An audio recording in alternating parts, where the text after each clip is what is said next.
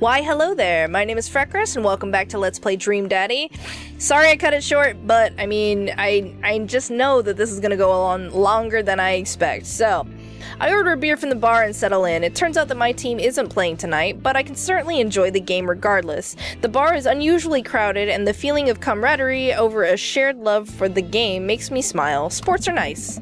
I look over to the corner and spot none other than Mary, sitting alone and in the corner, nursing a cocktail. Something about her seems different this time. Now that she's by herself and not hanging off some younger guy, she looks so sad. She looks up and half-heartedly raises her glass to me before staring off into middle distance. Say hi. Keep watching the game.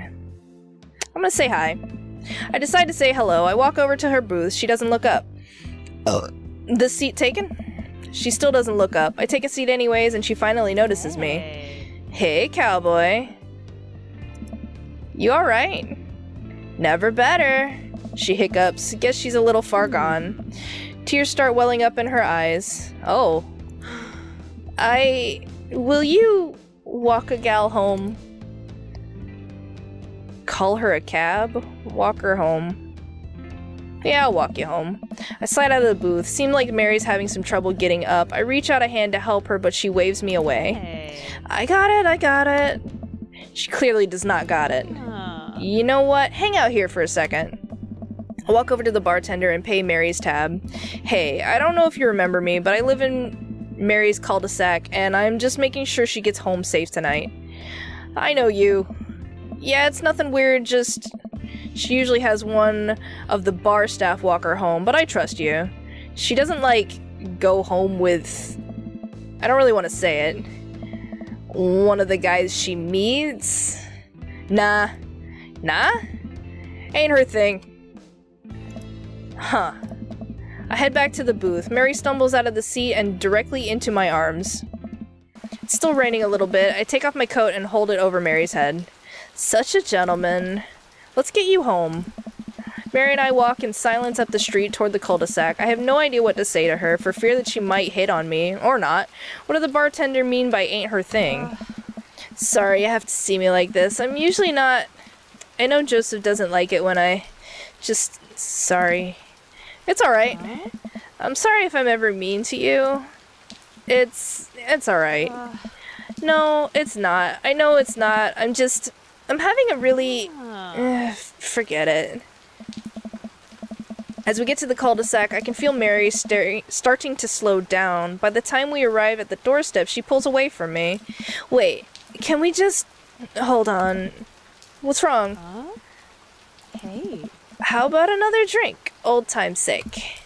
Come on, Mary, it's bedtime. Mary looks me up and down, giving me a half-smile. You're right. She pulls me in close for a hug, holding on to me for a little longer than feels appropriate. She mumbles into my chest. You're a good kid. Thanks for the company. Mary gives me a pat on the back, straightens out her sweater, and walks the rest of the way to the front door herself. Huh.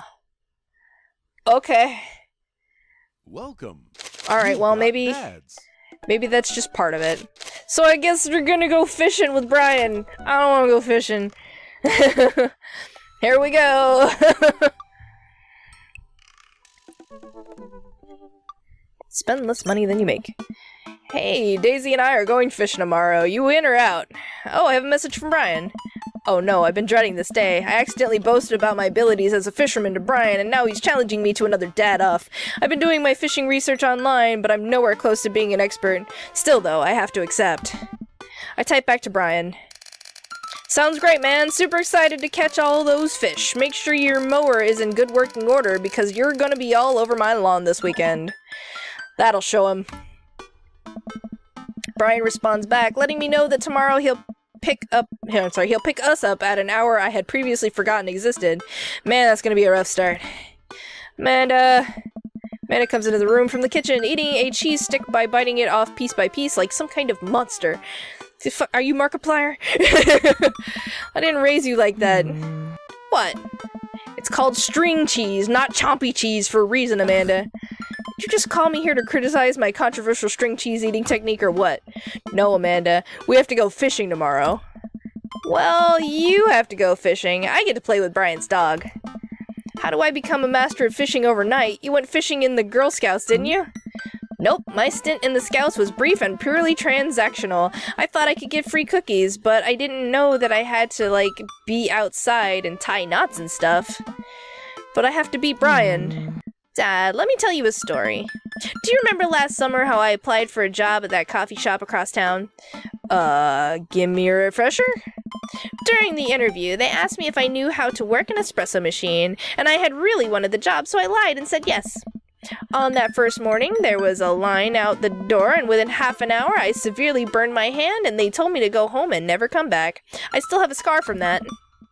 Of course I remember. What does that have to do with fishing? The burn is a metaphor, Dan. I don't get it. You can lead a horse to water. What do horses have to do with fish? Dad, please, I don't get your obsession with competing against Brian. You wouldn't understand. It's a dad thing. Please try explaining it to me. Okay, Brian's he just thinks that he's so much better than me, and he purposefully reminds me of that whenever he can, like he has to one-up me. I have to beat him at his own game. Is that what you think is happening here? No, Amanda. Okay, I know that's what's happening here.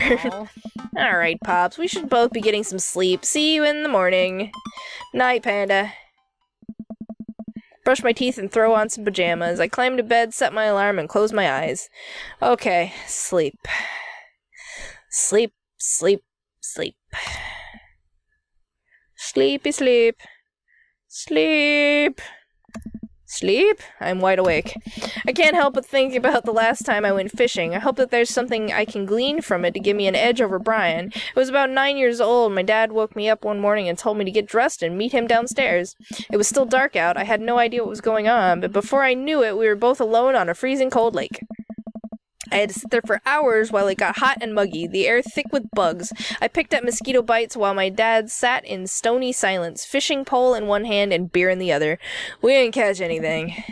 On the long drive home, my father bought me a pack of cigarettes and didn't say a thing. What the hell is wrong with my dad? That didn't help, and I think I have some repressed sadness about my father. I'll deal with that later. I'm sitting on a boat in the middle of a body of water. I can't see any land, but I know it's a lake. The water is placid and still. I'm holding a fishing pole. You hand me a cheeseburger. I don't understand why, but it feels like life depends on catching fish right now. I cast my lure into the water and wait, and wait, and wait. My whole being is filled with hopelessness as I watch the line disappear into the depths below. You used the wrong lure. I look up and see my father, just as he looked that one cold morning, disapproving. I'm panicking now. I pull the lure up and try to grab a different one, but all of the lures in my tackle box are the exact same.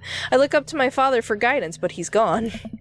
I try casting again, but I can't hold my footing. My boat tips over and I fall into the water, sinking further and further. I see the multitudes of fish that had been lying just below the surface, all swimming around me as if to taunt me. One fish swims up to me. He has Brian's eyes. That's weird. You gotta use a neutral buoyancy lure if you're trying to catch trout, buddy. God damn. That's why I don't use that alarm. I jolt awake to the sound of my alarm. It's fishing day. That would explain the weird dream. I groggily slip on clothes and get ready. Spot Amanda's door half open and see her still curled up in a mountain of blankets. Walking over to her bed, I give her a tiny kiss on the forehead. Fishing day, kiddo. You ready? No. Well, you gotta get up. I can't do this without you. Also, stop sleeping in your clothes. Amanda pulls her comforter over her head. Never. Amanda. I'll get up in a minute. Alright, Brian should be here in 20, so you better not just go back to sleep. Amanda sticks her hand through the blanket to wave me away. I leave her room and make myself some coffee and another cup with lots of cream and sugar for Amanda whenever she gets up. Amanda eventually wanders in and chugs her coffee while I do word jumbles. I hear the doorbell ring. That must be Brian. Still rubbing our eyes, we walk outside to see Brian. He's decked out in fishing gear. That doesn't look like fishing gear. Daisy's falling asleep next to him. Early bird gets the worm, buddy. You ready to fish? I was born ready. My eyes narrow in on Brian. It's a good day to die. Hop on in, guys. Let's get the fishing party started. Walk over to the driver's side door and open it. Woof woof.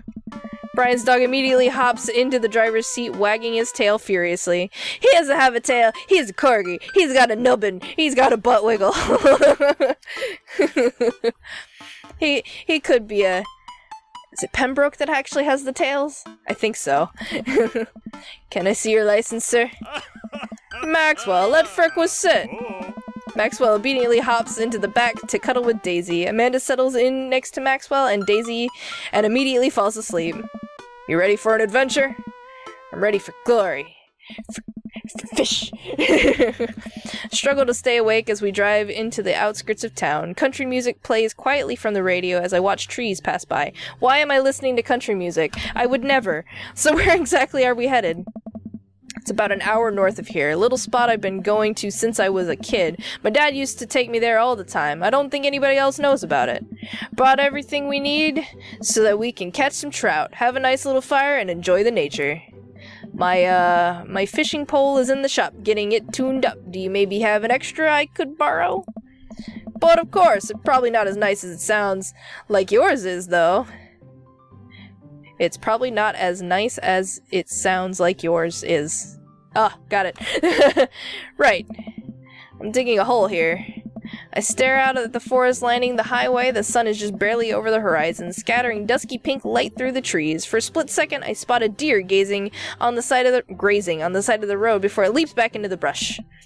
After a nice quiet drive, Brian eventually tells me to pull off the highway and onto a dirt road. The car bumps along until we reach a clearing that opens up into a magnificent lake. Well, here we are. I step out of the car and help Brian unload our gear as Maxwell runs around us barking. The kids wake up and wander to the shore, where Daisy tries to teach Amanda how to skip rocks. Brian and I carry the tackle boxes and cooler down to the edge of the lake, where he has a canoe waiting. Ah, great, it's still in one piece. Hold on, help me out with Maxwell. I help Brian place the tiny dog-sized life vest onto Maxwell. Oh my god! Woof woof. Alright, your turn. Brian hands me a lime green life vest because he knows my favorite color. Maybe if I fall in, you'll save me. I could swim, thanks. No, you need to wear a life preserver, just saying. If I fall in, I'm counting on you to rescue me. Suit yourself. Brian turns to Amanda and Daisy, who are still skipping rocks. You kids want to fish? I'm good with just throwing rocks into the water. Amanda hurls a rock into the pond with gusto. Yeah, take that, water! Amanda, you're supposed to be skipping them. Is that what we're doing? Daisy, don't you want to fish? I think catching fish is kind of inhumane. We're gonna go explore in the woods and look at bugs and stuff. Alright, be safe, don't go too far. Brian puts the life vest around himself and we throw all of our equipment into the canoe. Maxwell happily jumps in and takes his place looking out over the front of the boat. I get into the canoe as Brian shoves off. We paddle together and get ourselves in the middle of the lake. I don't know if the middle of a pond is a good place for a dog, especially when you need to be quiet to fish. Oh well. Most freshwater fish usually feed at dusk and dawn, which is why I had to get you up so early. Yeah, I know, that's pretty common fisherman knowledge, after all. Fisherman knowledge that I am knowledgeable about. Still a gambling man? You know it. Let's see who can catch more fish. You can catch more than one? Sounds easy enough to me. What's on the line? Besides all the fish I'm gonna catch, obviously. I was thinking something a little more high stakes than mowing the lawn. Custody of our children? More than that. Let's say, if I win, I get your weed whacker. The Whackmaster 2000? That's a limited edition. You can't have the Whackmaster. But if you win, you get my pole saw, the Reach and Cut 3000. The cordless version? That's the one. Shit, the Reach and Cut 3000 is state of the art. My weed whacker is a prized possession, but there are those hard to reach branches at the back of the yard that have been begging for a pruning. Hurtin' for a pruning. Croonin' for a prunin'. Ha! I got it! You're on. We shake on it. I suddenly remember that I don't know how to fish. My foolish fatherly pride will one day be my undoing. I watch as Brian ties a lure and does some stuff I can't quite follow with his fishing pole. He casts into the lake. Oh boy, now I have to do that. I stare down at the tackle box and at the pole in my hand.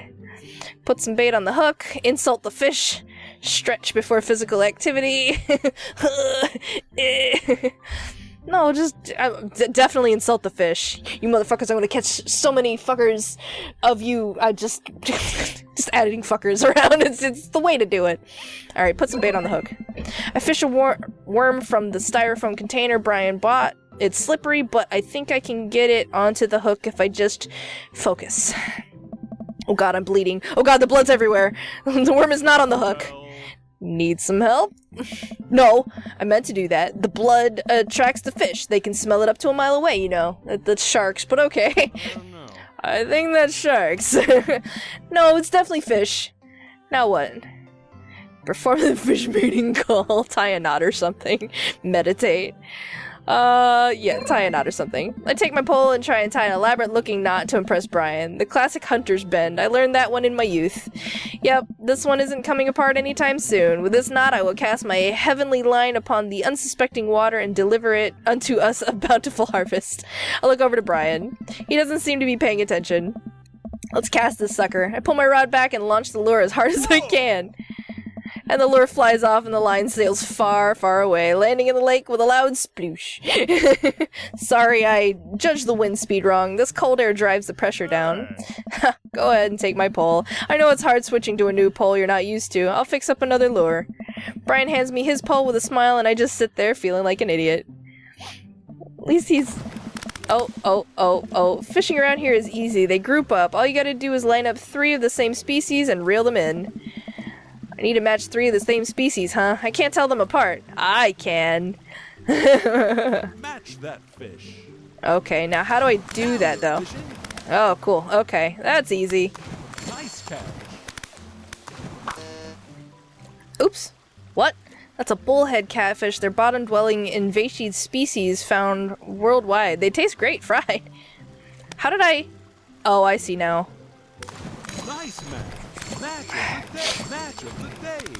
I'm matching them left and right, buddy. Nice match. Alright, well... I don't know how much time I have. I've got 2 minutes. Oh god. I can't... There, that's one. Match of the day. Match of the day. I love it! These fish keep disappearing. Oh god. That one. Rainbow trout. Oh, there's a rainbow trout. What does the trout do? do I match it up with another one and it disappears? Oh god. Shit. Oh, they're not disappearing. They're just splooshing. There's one. Nice catch. I love the slappy sounds. Slappy. Match of the day. Oh, the rainbow trout doesn't do much. Catch of the day. Catch of the day. Unless maybe if I like suddenly do way more. Nice match. Smack. These slappy sounds, they're gonna be the death of me. I love them. Oh, I just want like a character that's got that as their feet animation, like then just step. Gosh dang it, I don't see anymore. I know you're like yelling at me, like, oh, there's one. Nice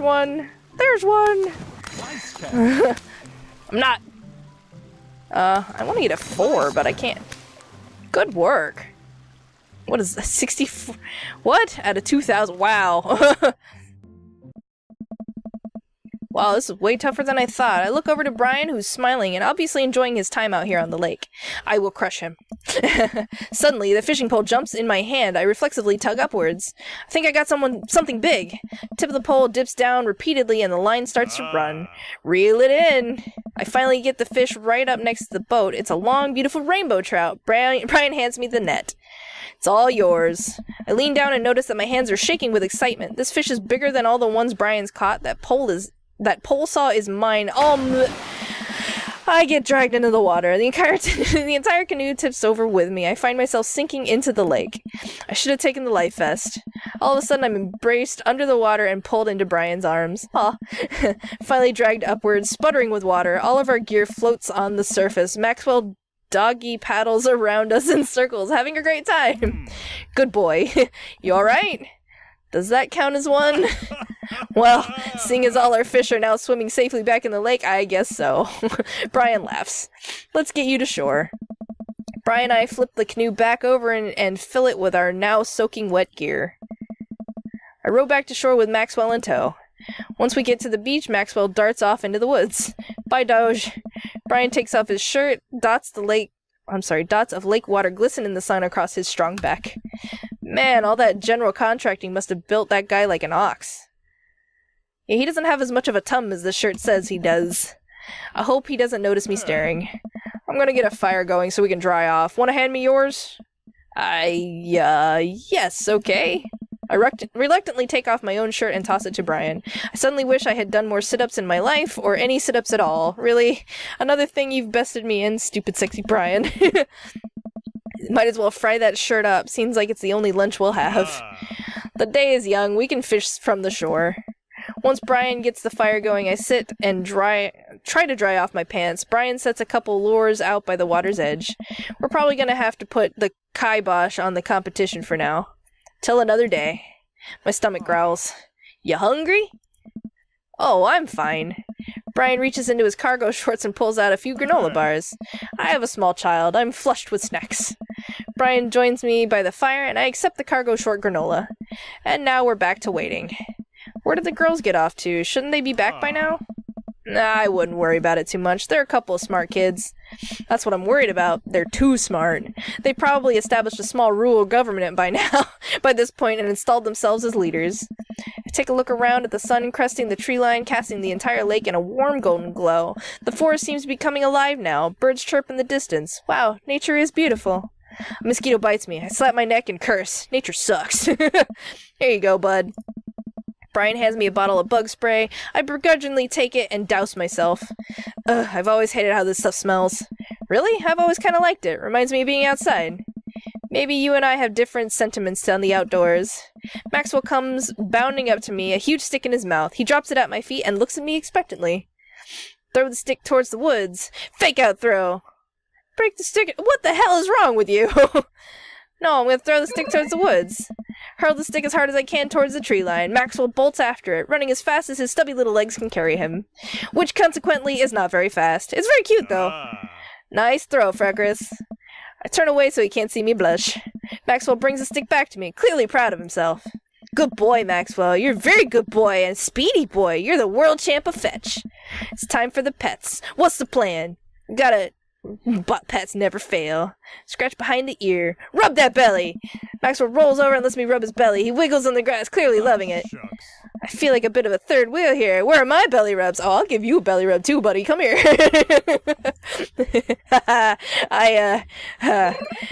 I'm so flustered I can barely say anything. I just focus on petting Maxwell and hopes Brian doesn't notice how much I'm sweating.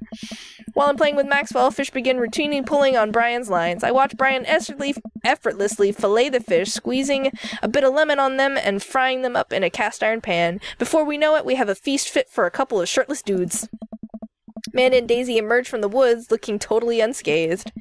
Whoa, Dad Bod Patrol! I'm gonna have to issue you both citation and demand you both put on shirts. There are children present. Brian tosses me my now dry shirt. I pull it over my head, thankful that I will no longer be distracted by Brian and his pecs. Where have you guys been? Studying entomology. What? We were playing with bugs. I expected you guys to be more covered in, like, mud and stuff. Daisy looks offended. What do you take me for, a child? I mean, yeah, you're like 10. Amanda puts a hand on Daisy's shoulder. Right. We take a seat around the fire, and Brian serves us all generous piles of fish on paper plates. It's absolutely delicious. Why does he have to be good at everything? Fish taste okay? Daisy and Amanda both nod furiously, mouths full of fish. It's incredible. I've never had fish this good. Yeah, fresh fish is amazing, if I could talk. Yeah, it's great. Old Harding family recipe. Why are your pants wet? Well, Amanda, we were out there on the lake, and then I accidentally tipped over the boat. Aww! Don't worry, all the gear floated to the surface, so we didn't lose anything, right, Freckris? Yeah, that's exactly what happened. I can't believe you just covered for me. Gosh, he even out-humbles me. He's trying to beat me at everything, including my world-famous sense of humility. We finish our fish and end up playing catch with Maxwell for a little while before we decide to head out. After cleaning up the camp, we packed up the station wagon and let Maxwell into the back seat. Poor Pup falls asleep in a cuddle puddle with Amanda and Daisy. They've had a long day. Been an ordeal today, bud. Let me drive you guys home. I want to prove that I'm the most awake dad on the block, but yeah, I'm beat.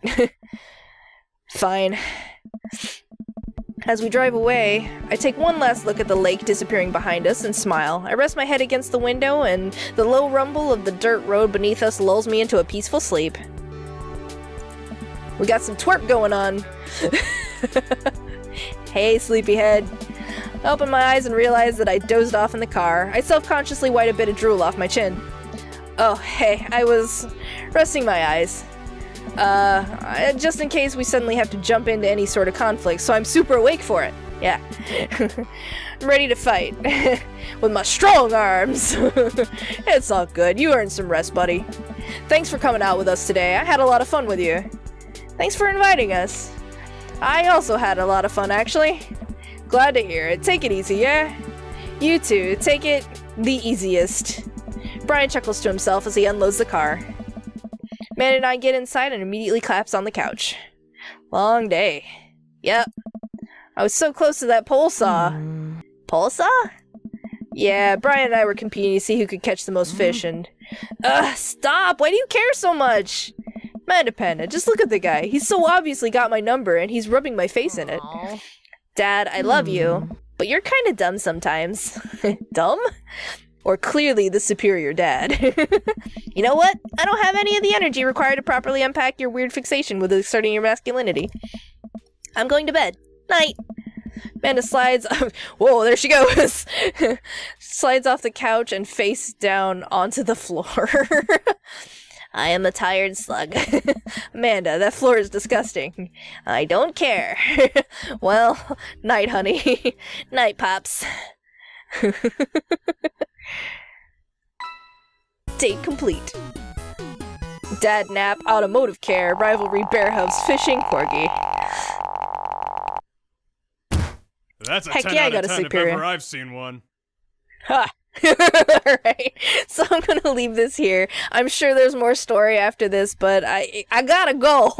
So thank you very much for joining me. Check out annotations for other videos that I've done. Share, subscribe, and socialize, and all the other fun stuff in the YouTubes down there. Hopefully I'll see you in my next video, and my freckly face is out of here. Bye!